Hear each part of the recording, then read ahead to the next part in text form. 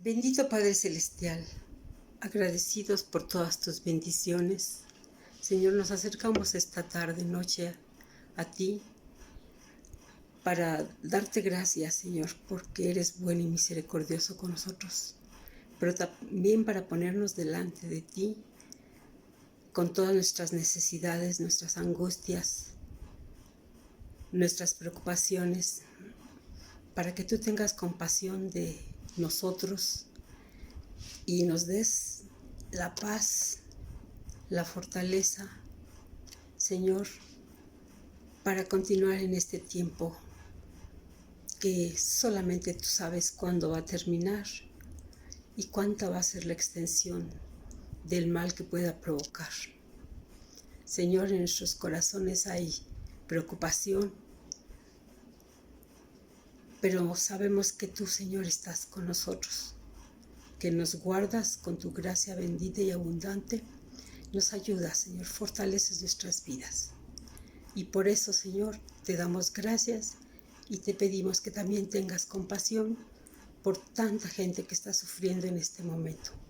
No solo las consecuencias de la pandemia, sino también los resultados y lo que ha provocado esta situación. Tanta gente sufriendo por necesidad, tanta gente sufriendo por la falta de recursos, por la pérdida de trabajo y porque no sabemos cuántas más calamidades se puedan avecinar. Pero estamos en tus manos, Señor, y no queremos, Señor, desmayar, ni amedrentarnos, ni tener miedo. Danos la fortaleza también para ayudar al que necesita, para el que esté a nuestro lado y pase y necesite también de nuestra ayuda. Señor, de compartir el pan, de compartir también las bendiciones que tú nos das. Señor, en esta noche también queremos poner en tus manos la vida de cada uno de nuestros hermanos que pertenecemos a esta congregación, a esta comunidad tuya que llamamos Amishadai, y te rogamos por cada uno de mis hermanos, en sus diferentes circunstancias, en la vida que cada uno esté llevando en este momento. Ahora que no tenemos la oportunidad de reunirnos, te rogamos que tú nos sostengas a cada uno, que nuestras necesidades tú las suplas, que veas, Señor, todo lo que nos haga falta y que tu mano bendita supla todo aquello que nos falta. Te pedimos que tengas compasión por todo el mundo, por todos los países que están sufriendo tristemente y toda esta situación, y que pronto, Señor, tu mano bendita y amorosa haga cesar todo esto. Señor, sostén a los doctores, a las enfermeras, enfermeros, Señor, a los que trabajan en los hospitales batallando con esta situación. Señor, que les des fortaleza, energía, salud, y también, Señor, todas las autoridades científicas que están ahorita tratando de salir adelante con una cura para esta situación también. Ilumínalos, Señor, para que pronto pueda venir el alivio a toda la humanidad. Señor, que después de esta situación podamos entender más tu voluntad y podamos asumir más nuestra responsabilidad como hijos tuyos y podamos, Señor, compartir y vivir conforme tú quieres que vivamos. Guárdanos en esta noche y guarda nuestras vidas cada día. En el nombre de Cristo, nuestro bendito y único Salvador, te lo rogamos. Amén.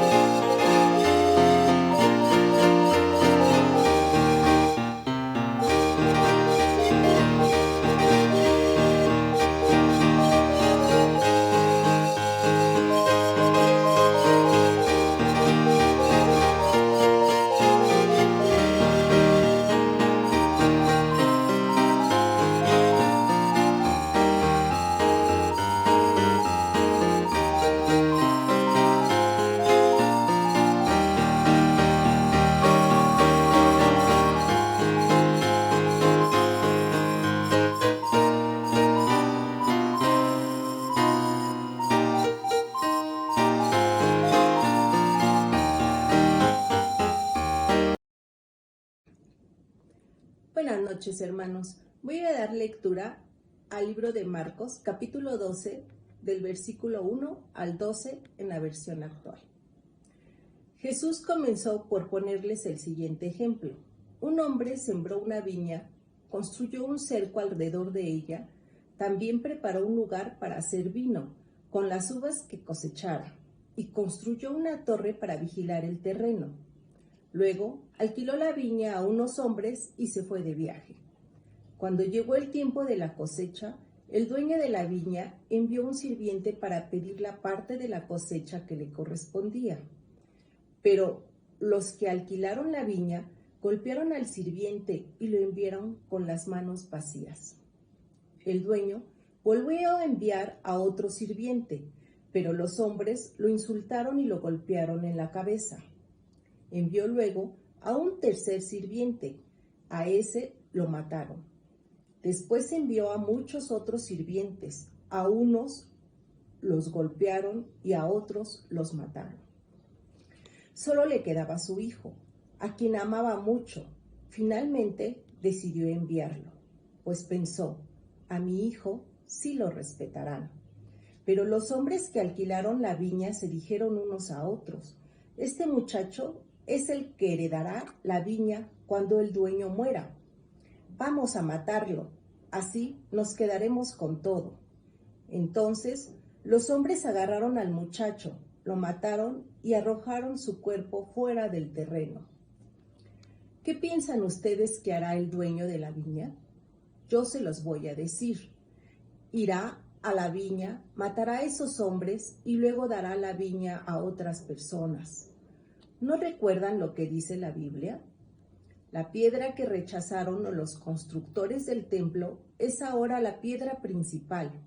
Esto nos deja maravillados, pues Dios es quien lo hizo.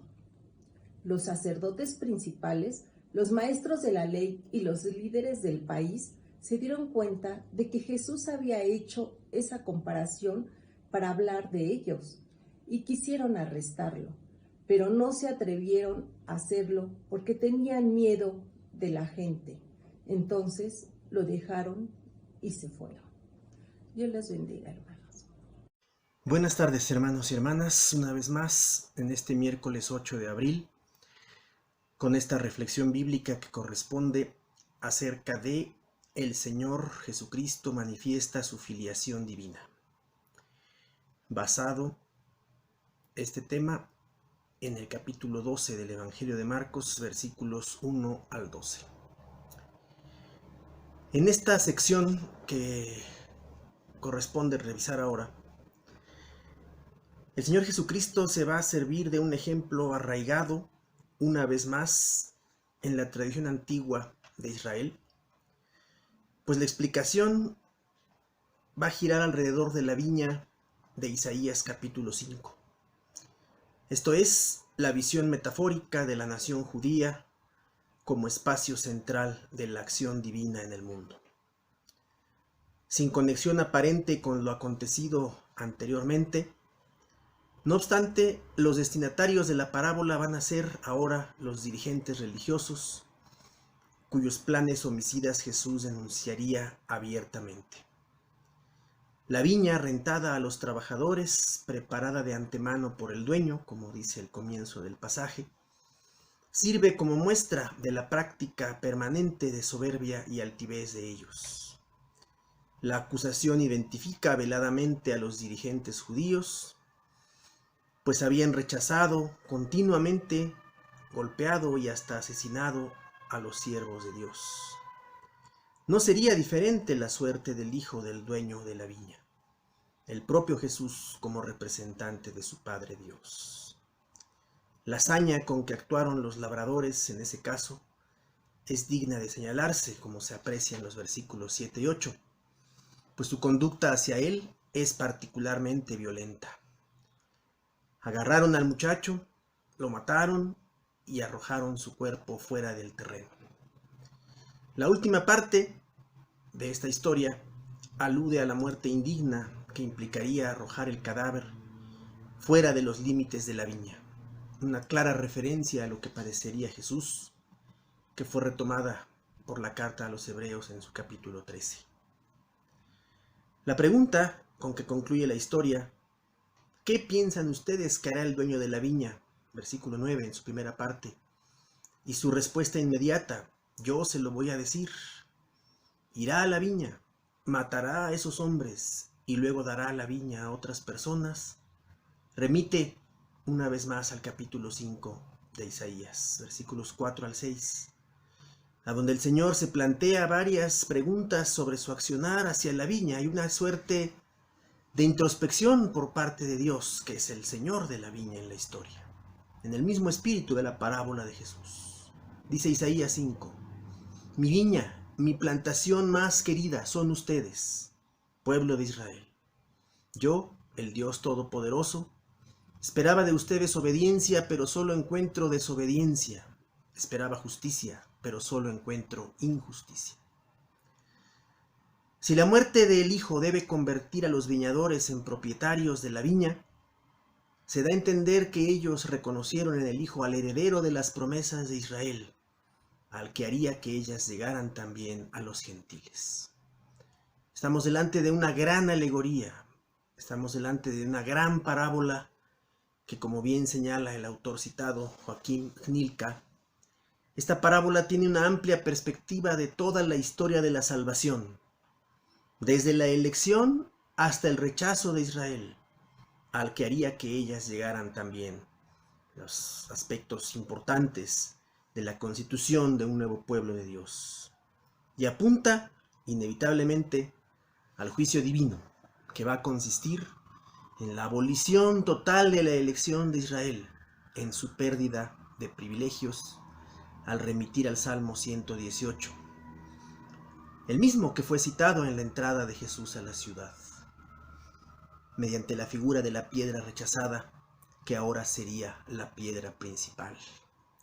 Los destinatarios de esta historia se reconocieron completamente en ella y trataron de detenerlo, pero fue mayor su temor de un levantamiento popular, por lo que se alejaron de Jesús, como dice el versículo 12.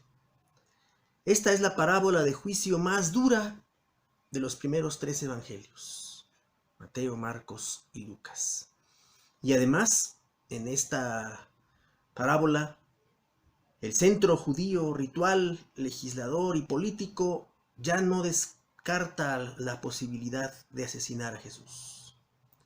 Contrariamente a las otras parábolas, esta sí es entendida por ellos, y esta comprensión no los lleva a la conversión, sino a lo contrario, al antiseguimiento, que se traduce en poner medios para eliminar físicamente a Jesús.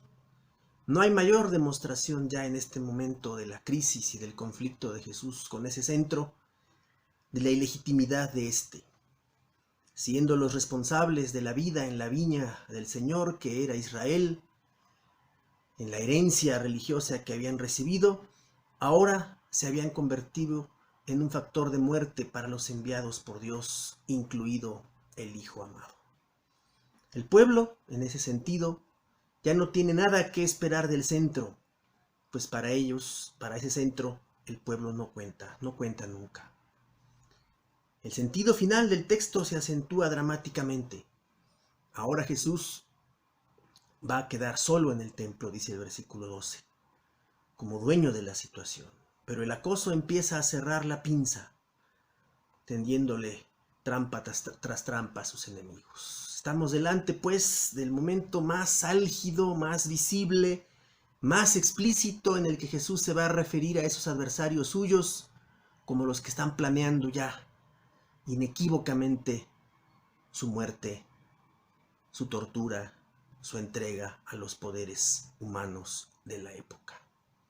Pero Jesús, asumiendo esa filiación divina que le corresponde como tal, va a manifestarse plenamente como el heredero de la visión profética, como ya hemos visto, pero también como alguien que no descarta y que no descansa nunca ante la necesidad de mostrar el proyecto liberador de Dios para todo ese pueblo. Ciertamente, al escuchar esas palabras tan fuera de duda, los adversarios también sentían que debían actuar como ellos consideraban adecuado.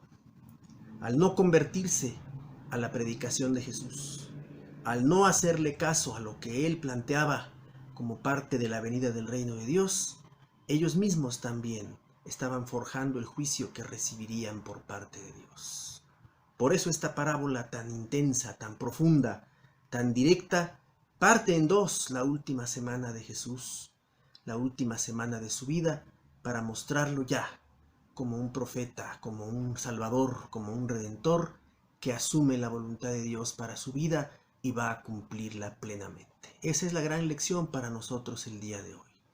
Ver a Jesús como ese hombre enviado por Dios, como ese profeta que centralizó en su persona todo lo que Dios quería hacer para la redención de la humanidad. Que el Señor nos bendiga y nos ayude a todos. Amén.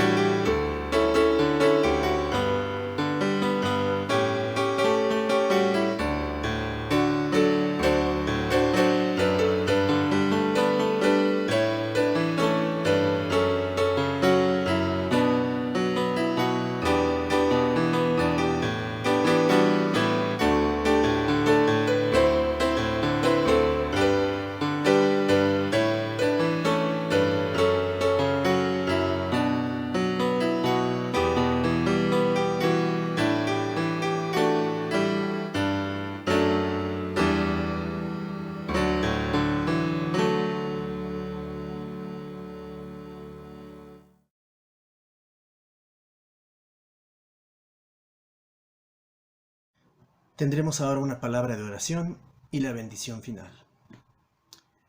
Padre nuestro, gracias por los momentos nuevos que nos permites de reflexión, de concentración, Señor, en aquellas acciones que tu Hijo llevó a cabo en este mundo para mostrar tu salvación, tu justicia, tu amor y tu misericordia. Permite que sigamos en sus pasos y que poco a poco podamos comprender mejor tu voluntad a través de todo lo que Él hizo, Padre nuestro. En el nombre de Cristo Jesús te lo pedimos. Amén. Que Dios te bendiga y siempre te cuide. Que Dios te mire con agrado y te muestre su bondad. Que Dios te mire con agrado y te llene de paz. Amén.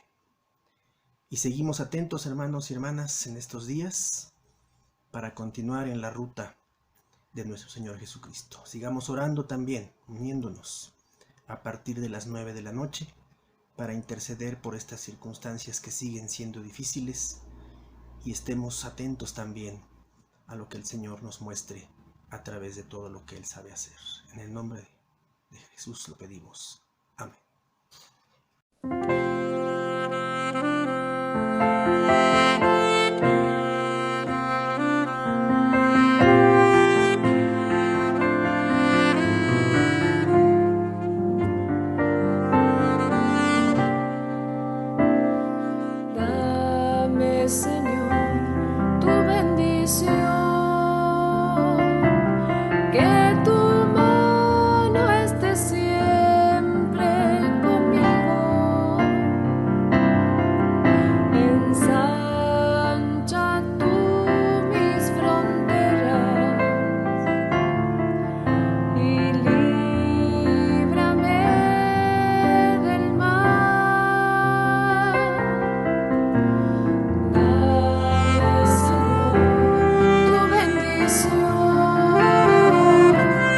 Yeah.